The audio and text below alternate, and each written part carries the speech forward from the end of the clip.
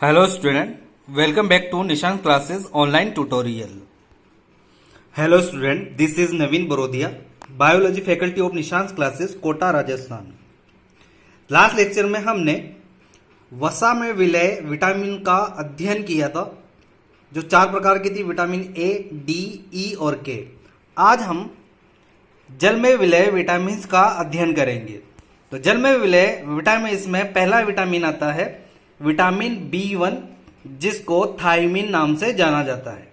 इसके मुख्य स्रोत जो है वो साबुत अन्न, दूध और अंडे होते हैं.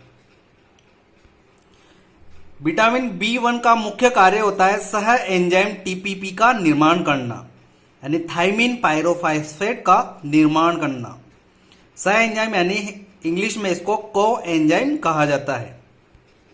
और को एंजाइम टीपीपी का मुख्य कार्य क्या होता है कि ये कार्बोहाइड्रेट, लिपिड और शाखीय एमिनो एसिड श्रृंखला के उपापचय में एक को एंजाइम की भांति कार्य आता है. यानी कि टीपीपी जो है वो कार्बोहाइड्रेट, लिपिड और शाखीय एमिनो एसिड श्रृंखला के पाचन में सहायक होता है. विटामिन B1 की कमी से होने वाला मुख्य रोग है बेरी-बेरी रोग.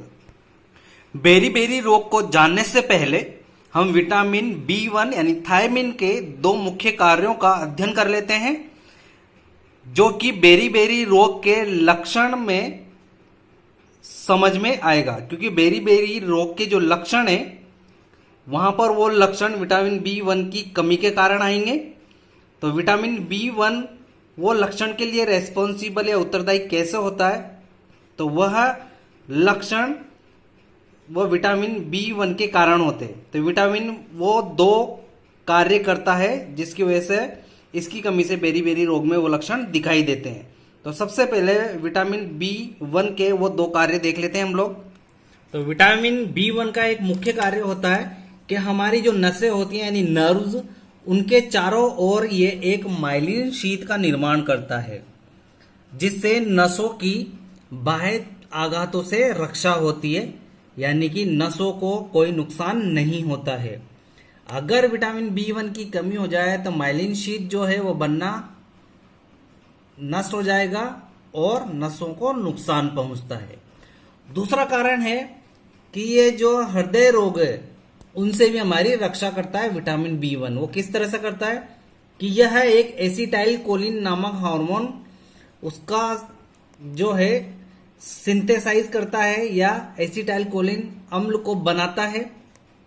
यह एक रसायन है या हार्मोन है जो कि तंत्रिकाओं और मांसपेशियों के बीच में संदेशों को लाने और ले जाने का कार्य करता है. इसका नाम याद रखिएगा, एसिटाइल कोलिन बनाने का काम करता है विटामिन B1, जो कि तंत्रिकाओं और मांसपेशियों के बीच में संदेशों को लाने और ले जाने का कार्य करता है.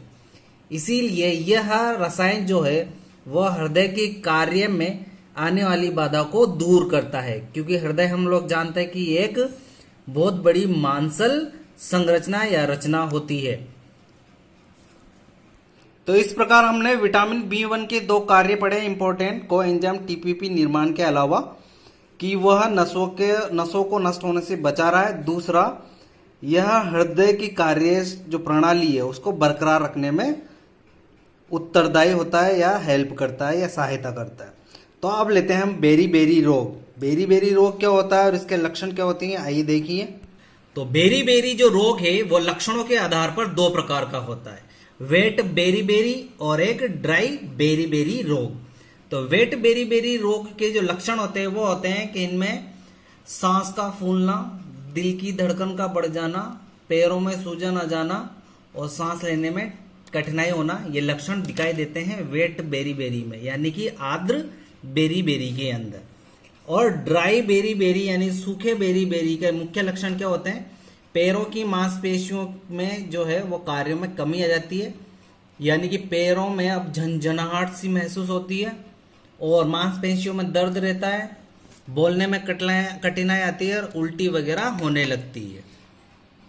तो वेट बेरी-बेरी में यहाँ पर लक्षण आ गया, दिल की धड़कन जो है उसकी धड़कन जो है कम हो जाती है, यानी दिल की जो कार्य प्रणाली है वो प्रभावित हो रही है।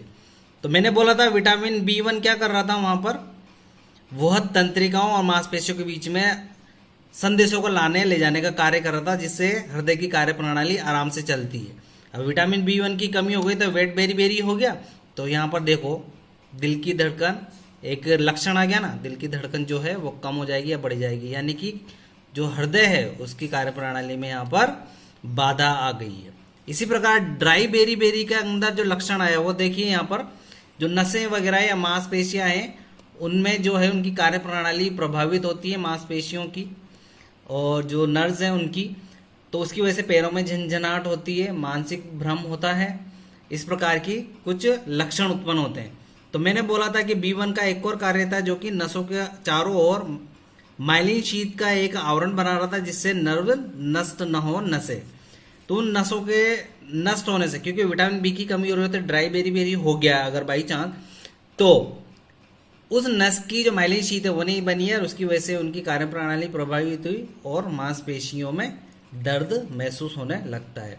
तो वो दो लक्षण या कार्य मैंने विटामिन B1 के इसीलिए बताए थे क्योंकि बेरी बेरी के अंदर ये दो लक्षण यहाँ पर दिखाई देते हैं। तो ये विटामिन B की कमी की वजह से ही दिखाई देते हैं, जिसकी वजह से नसें और उनकी कार्य प्रणाली हृदय की वो प्रभावित होती है।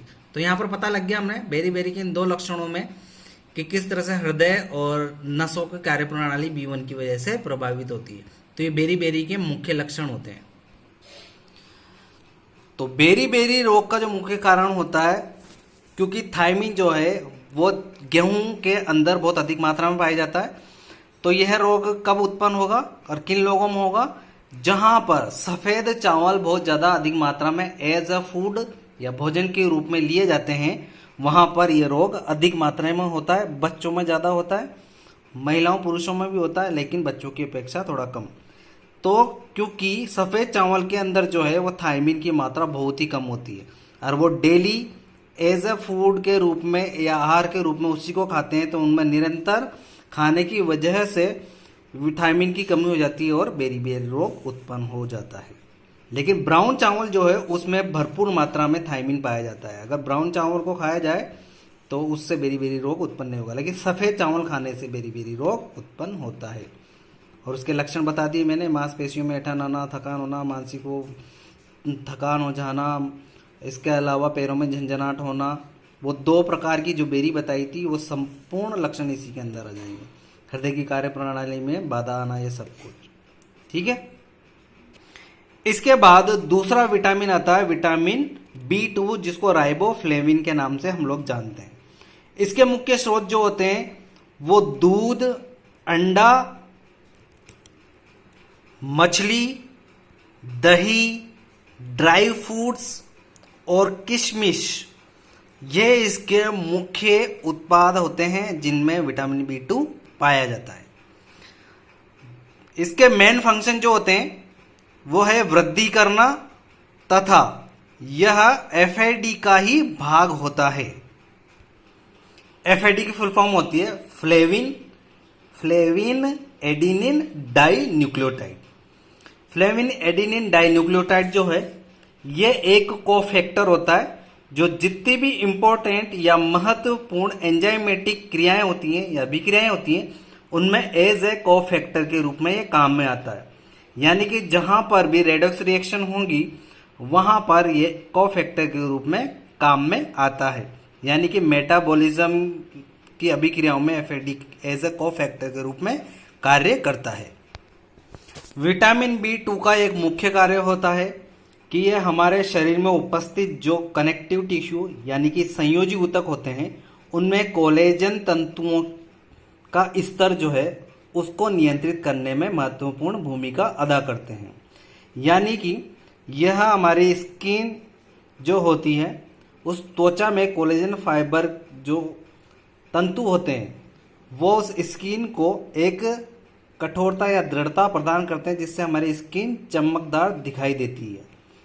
अगर विटामिन B2 की कमी हो जाती है तो ये कोलेजन फाइबर जो हैं या तंतु हैं इनका स्तर कम हो जाएगा और संयोजी ऊतक में कोलेजन तंतुओं की कमी से त्वचा जो एक दृढ़ता प्रदान हो रही थी वो दृढ़ता प्रदान नहीं होगी, त्वचा में झुर्रियां पड़ जाएंगी। इसका अलावा विटामिन B2 का एक मेन कार्य होता है कि यह हमारे शरीर में होने वाले चोट और घावों को जल्दी ठीक कर देता है। जैसे ही कोलेजन तंतु का स्तर कनेक्टिव टिश्यू में कम होगा तो उससे त्वचा में झुर्रियां पड़ने लग जाएंगी और धीरे धीरे उनमें घाव होना स्टार्ट हो जाता है, जिसकी वजह से हमारी त्वचा में जलन होती है। इसका सबसे पहले प्रभाव हमारे मुख के जो किनारे होते हैं या होंठों के किनारे होते हैं वहां पर दरार पड़ने लग जाती है और घाव होना स्टार्ट हो जाते हैं। तो ये विटामिन B2 की कमी के कारण ऐसा होता है, क्योंकि इसकी कमी से जो है मुख के किनारे फट रहे हैं। वो मैंने रीजन बता दिया कि हमारे संयोजी ऊतकों में ये कोलेजन फाइबर के स्तर को बनाए रखते हैं। अगर B2 की कमी हो गई तो कोलेजन स्तर घट जाएगा और जो स्किन में कठोरता थी या दृढ़ता प्रदान हो रही थी वो नहीं हो पाएगी, उनमें झुर्रियां जाएंगी और मुख के किनारे फटना स्टार्ट हो जाएंगे। तो ये है विटामिन B2। नेक्स्ट विटामिन आता है विटामिन B3 निकोटिनिक अम्ल, जिसको हम लोग नेक्स्ट लेक्चर में पढ़ेंगे। आज के लिए इतना ही, गुड बाय।